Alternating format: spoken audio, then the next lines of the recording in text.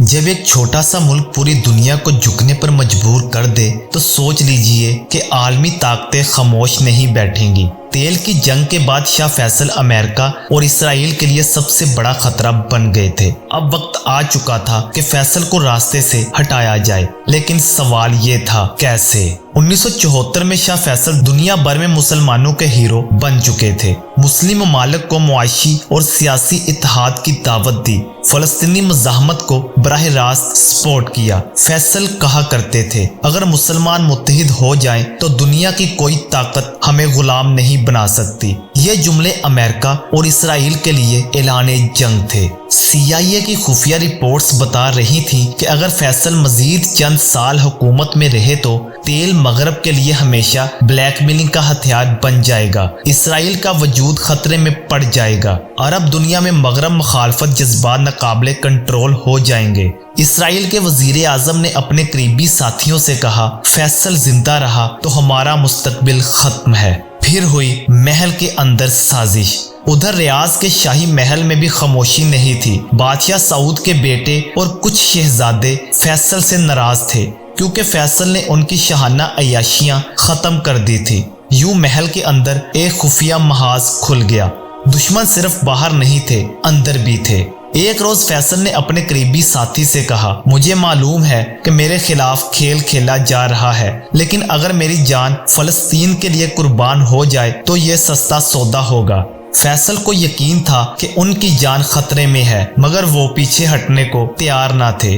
1975 के आगाज में अमेरिका और मगरबी ममालिक ने फैसल पर दबाव बढ़ाया कि वो इसराइल के साथ ताल्लुकात कायम करें। फैसल ने साफ जवाब दिया, अगर मैंने इसराइल को तस्लीम किया तो मेरी रूह कभी मुझे माफ नहीं करेगी। ये जवाब फैसल के लिए मौत का परवाना साबित हुआ। मार्च 1975 महल के अंदर एक ऐसा खेल खेला जा रहा था जिसका अंजाम सऊदी अरब की तारीख बदल देगा। फैसल के दुश्मन अब बहुत करीब आ चुके थे। महल के राहदारियों में साजिशी कदमों की आवाजें गूंज रही थीं। फैसल को खबर थी कि कुछ होने वाला है, लेकिन ये नहीं जानते थे कि हमला सबसे गैर मुतवक्के जाविये से आएगा। दोस्तों, 25 मार्च 1975 रियाज का एक आम दिन, मगर तारीख का सबसे स्याह दिन। ये वो दिन था जब शाह फैसल को शहीद कर दिया गया। उस दिन शाह फैसल हस्बे मामूल बहुत पुरसुकून थे। सुबह कुरान करीम की तिलावत की, अपने मामूल के कागजात देखे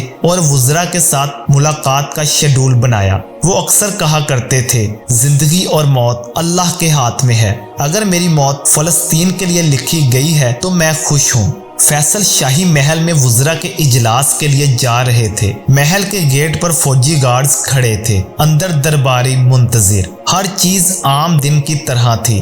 अचानक फैसल के भतीजे शहजादा फैसल बिन मसाद कमरे में दाखिल हुए। फैसल ने खुशी से कहा, आओ बेटा, लेकिन अगले लम्हे कुछ बदल गया। गोलियां चलती हैं। शहजादा फैसल बिन मसाद ने अपने लिबास के अंदर से रिवॉल्वर निकाला और फिर पहली गोली फैसल के चेहरे पर लगी, दूसरी गोली सीधी उनके कान और गर्दन के करीब जा लगी। शाह फैसल कुर्सी पर गिर गए। वुज़रा और गार्ड सख्ते में आ गए। कुछ ने शहजादा फैसल बिन मसाद को पकड़ने की कोशिश की, मगर वो खड़ा मुस्कुराता रहा। फैसल को फौरन अस्पताल ले जाया गया, मगर जख्म इतने गहरे थे कि वो बच ना सके। चंद ही मिनटों में ऐलान कर दिया गया, शाह फैसल शहीद हो गए।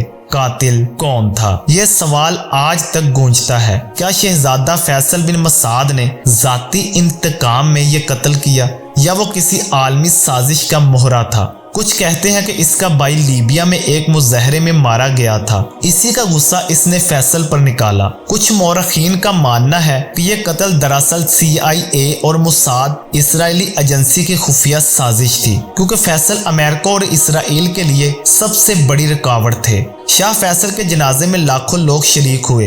अवाम रो रहे थे, उलमा गम से निढाल थे और दुनिया हैरान थी कि एक अजीम रहनुमा को यूं अचानक छीन लिया गया। पाकिस्तान में जुल्फकार अली भुट्टो ने यौम शोक का ऐलान किया। फलस्तीन में बच्चे और औरतें रोते हुए कह रहे थे, हमारा असल बाप चला गया। फैसल की मौत के साथ अरब दुनिया यतीम हो गई। महल में गोलियों की गूंज अभी तक तारीख के कानों में बज रही है, लेकिन सवाल ये है, क्या वाकई एक तन्हा कातिल का अमल था, या दुनिया की ताकतवर तरीन एजेंसियां इसके पीछे थी?